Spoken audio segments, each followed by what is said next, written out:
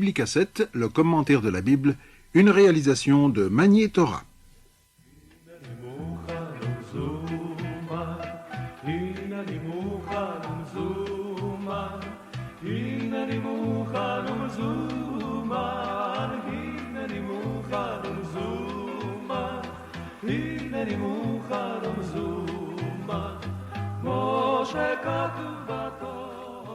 La synagogue, maison de rassemblement, suivant le terme hébraïque Bet Knesset, rappelle que la prière en commun a été, dès la plus haute antiquité, le fondement du service divin.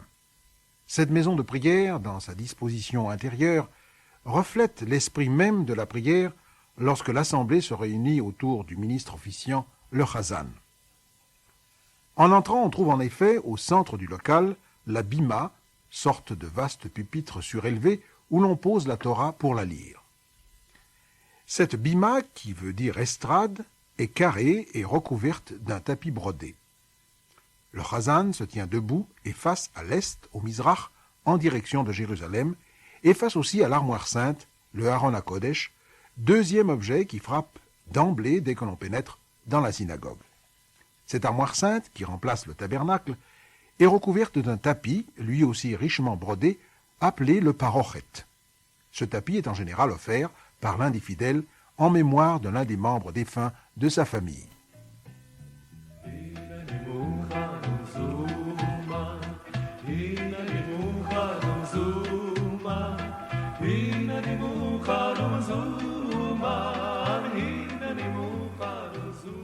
Et puisque nous sommes arrivés jusqu'à l'armoire sainte, ouvrons-la pour voir les rouleaux de la Torah qu'elle contient.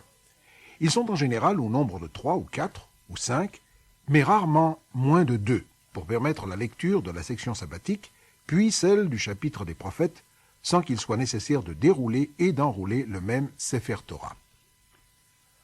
Le rouleau est recouvert d'un étui en tissu également brodé d'or et d'argent.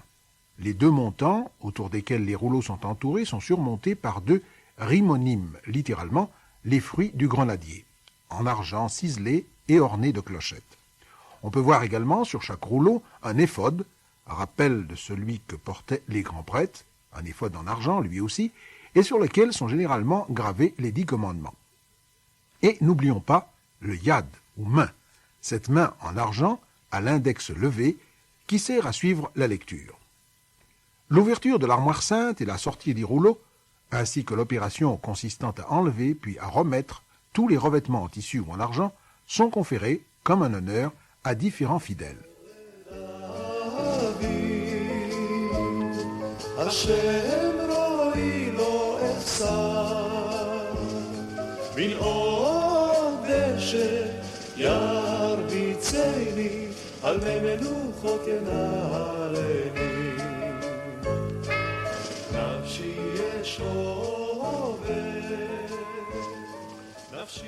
Au moment où nous nous sommes approchés de l'armoire sainte, nous avons pu remarquer une lampe à huile, en général un récipient de verre suspendu au plafond par une longue chaîne. Cette lampe, l'alménor, ne s'éteint jamais, c'est une flamme éternelle. La décoration de la synagogue est très simple. Si nous sommes dans un bâtiment somptueux, les murs porteront à l'extérieur quelques motifs sculptés dans la pierre, en général géométriques, variations diverses sur l'étoile de David, mais rien d'autre. Pas de figuration, pas d'animaux puisque le 3e commandement l'interdit. Par contre, on trouvera des citations artistiquement reproduites, parfois en forme de menorah, le chandelier à 7 branches. Mais notre visite n'est pas encore terminée.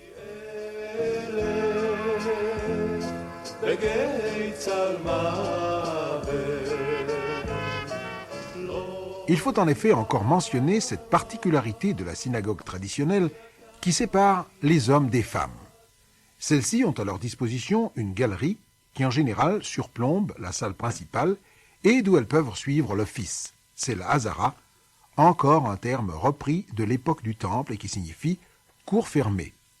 La Hazara est souvent fermée par un treillis de bois de façon que les femmes puissent voir sans être vues.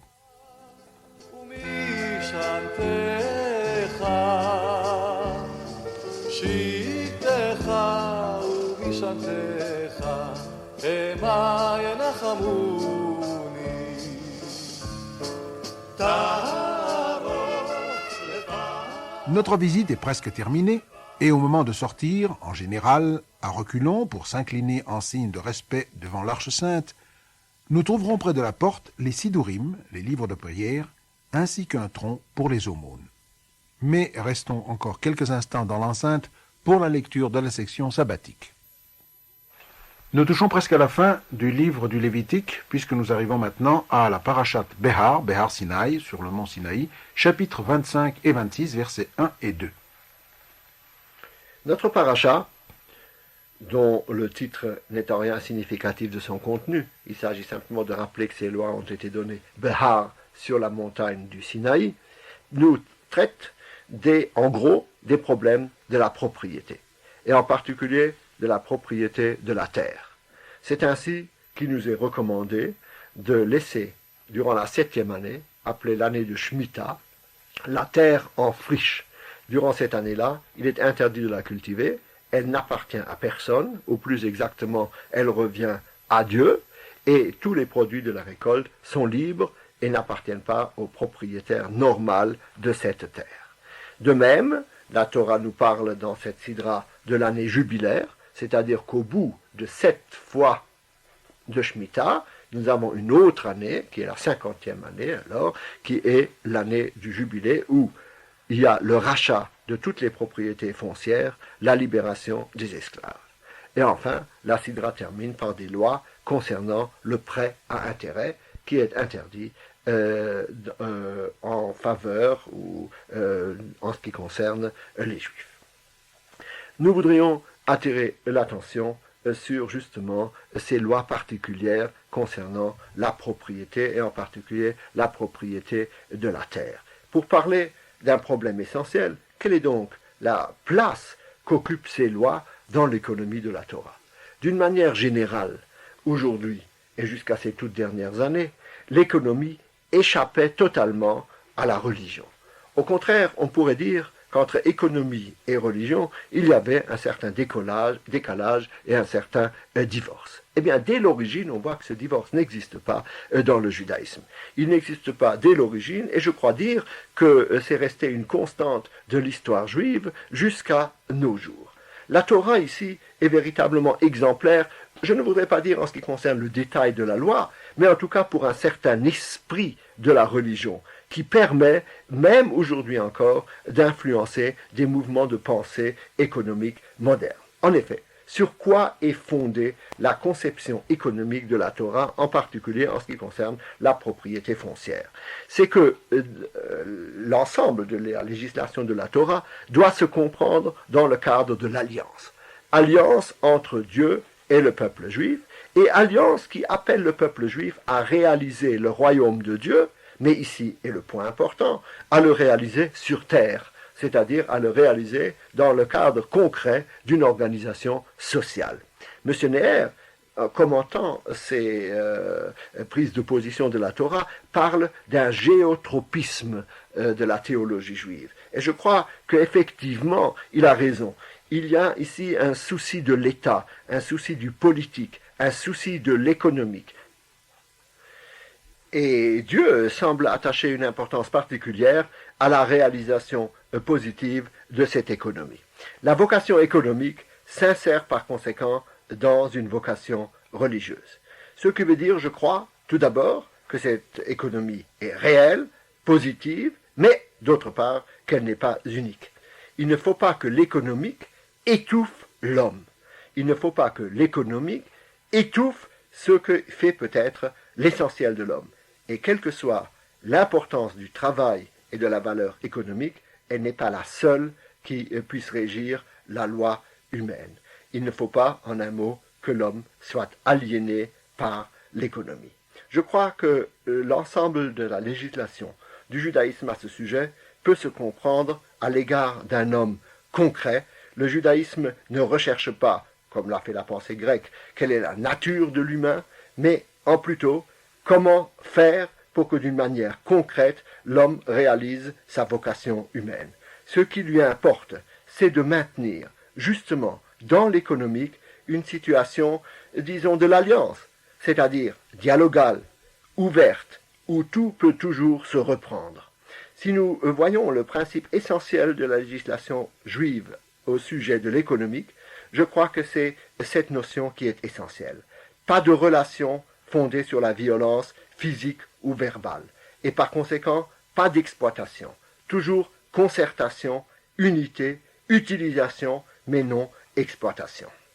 La loi doit toujours être en faveur de l'homme, une législation qui a toujours en vue de protéger le plus faible et de faire en sorte que le produit du travail ne se retourne pas en quelque sorte contre l'homme et ne le mène à une impasse dont il ne pourrait plus sortir d'une manière irréversible.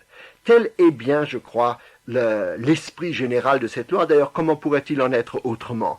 Puisque historiquement, le peuple juif, on se le rappelle, est né en Égypte, c'est-à-dire une lutte contre la servitude et contre l'esclavage. Et par la suite, les prophètes se sont élevés chaque fois qu'il y a eu exploitation de l'homme, soit par l'État, soit par les valeurs économiques. Le pharisaïsme du Talmud n'est autre chose entre autres évidemment, que l'appui donné au peuple, parce que les pharisiens étaient des plébéiens, contre les gros propriétaires et ceux qui constituaient la couche bourgeoise de l'État.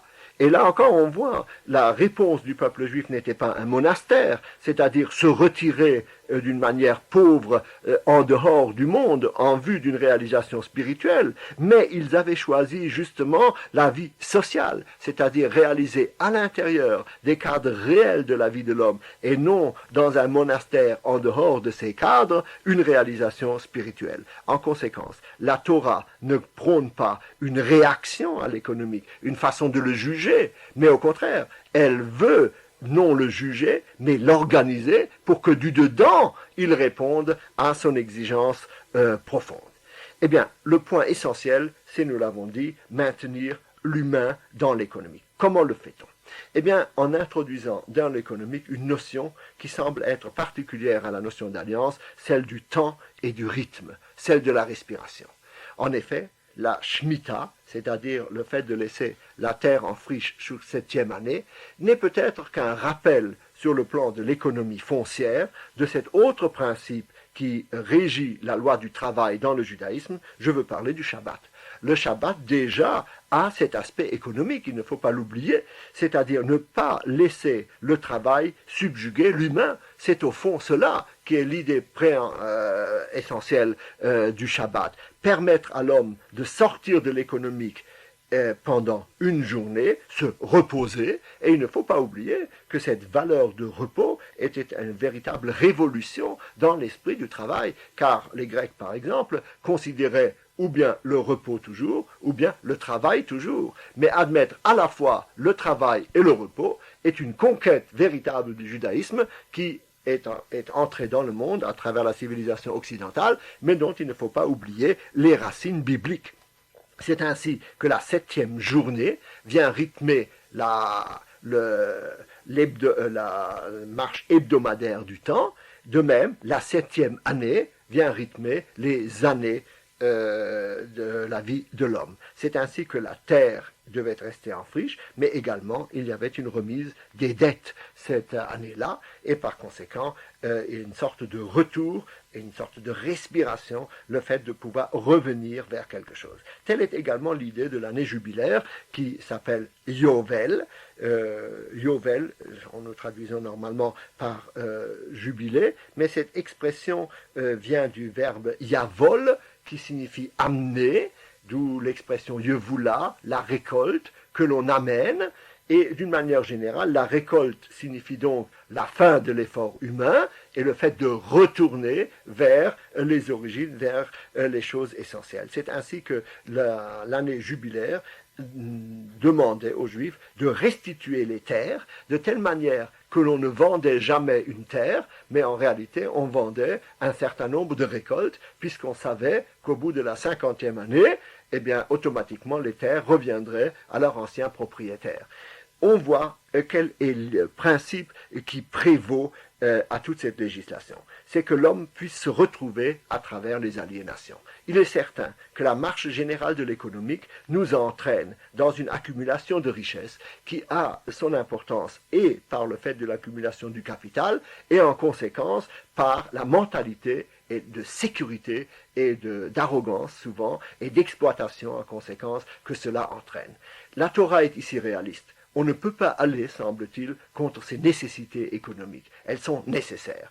Et par conséquent, il faut, si je puis dire, jouer le jeu. D'où l'affirmation positive du travail, l'affirmation positive de la valeur de l'économie. Mais d'un autre côté, il faut tout faire pour que cela n'aboutisse pas à des écarts trop grands et d'une manière irréversible, c'est-à-dire il faut éviter les révolutions qui seraient la destruction de la société. D'où cette respiration, cette manière de pouvoir reprendre et lorsque l'aliénation s'est produite, et nous en sommes conscients, la possibilité de revenir à un point zéro. Tel est, me semble-t-il, le sens essentiel de la législation en ce qui concerne la propriété, et c'est pourquoi le judaïsme n'a jamais, dans toutes ses manifestations concrètes, pu se désintéresser et de cet aspect-là. Et il est particulièrement caractéristique, à mon sens, que lorsque l'État juif renaît, non seulement lorsqu'il renaît dans ses structures, mais même le fait de la renaissance de l'État juif, les premiers pionniers avaient inscrit, et cela me semble tout à fait caractéristique et conforme à l'orientation biblique de cette résurgence, une révolution sociale. L'État juif est né non seulement pour des raisons nationales, mais également pour des raisons économiques. Et les premiers sionistes avaient pour but non seulement de faire revenir le peuple juif sur sa terre, mais de reformer une société qui soit basée, non comme c'était le cas dans la Galoute, sur une disparité très grande des valeurs productives, mais au contraire donner à ces valeurs productives leur première place dans l'économie de la nation. Et c'est pourquoi il y a ici une affirmation de la liberté de l'homme, typique particulièrement de l'attitude culturelle juive.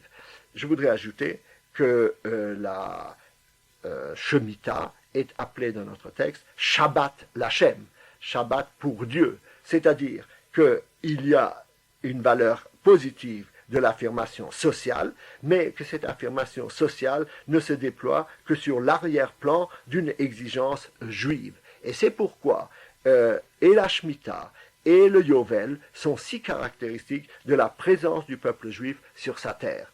La Galoute, ainsi le dira le prophète Jérémie, n'est que la conséquence de la non-observance de ces lois. Tant il est vrai que la présence d'Israël sur sa terre est liée au respect de ces lois essentielles qui fait le fondement même de sa société et la particularité de l'organisation sociale et politique de la nation juive dans son pays. Lecture prophétique, Jérémie chapitre 22, versets 6 à 27. Le prophète Jérémie est généralement connu pour ses jérémiades, c'est-à-dire pour ses lamentations. Et en effet, le prophète Jérémie est celui qui a assisté à la destruction du temple et s'est lamenté sur cette destruction et a réprimandé le peuple avant la destruction. Eh bien, notre chapitre, ainsi que le chapitre qui le précède normalement dans la Bible, c'est-à-dire le chapitre 31 et notre chapitre, le chapitre 32, font exception à ces jérémiades. Ce sont des chapitres de la consolation. Et au moment de la prise du siège de Jérusalem, nous voyons dans le chapitre de la Haftara que sur l'ordre de Dieu, Jérémie rachète une parcelle du sol de son oncle. Et le texte nous décrit l'acte d'achat, la copie, la conservation dans un vase d'argile de ce contrat. Et le texte fait l'écho de l'étonnement du prophète et de la réponse de Dieu. Quoi ? La ville va être conquise, et moi je dois acheter un terrain, mais à quoi cela rime-t-il, puisque nous savons que le peuple sera exterminé de sa terre, déporté, pourquoi ce jeu? Et Dieu lui dit, il viendra un temps où on achètera encore des maisons et des champs et des vignes en ce pays. Et par conséquent, après la catastrophe, viendra le temps de la libération. L'Haftara nous raconte par conséquent la mise en pratique de la loi du rachat de la terre, qui s'appelle en hébreu Geoula, ce qui signifie rédemption. Tant il est vrai que la rédemption de la terre et la rédemption du peuple vont de pair.